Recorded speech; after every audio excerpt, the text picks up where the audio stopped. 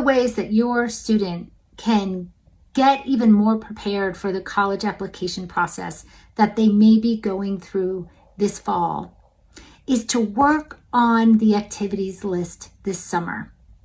So that's organizing all of the activities. One of the ways as a parent you can help support that is by helping your student remember everything they did in high school. Perhaps creating a spreadsheet and putting all of the activities starting from the summer after 8th grade up until the summer now, which would be if they're a rising senior, the summer before senior year.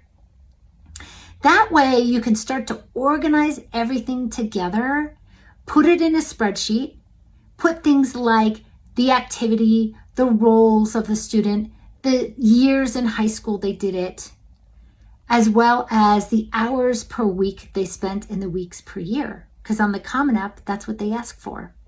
So starting to organize your activities list is a great idea to accelerate the application process down the road and make it a lot easier because all that information is in one place.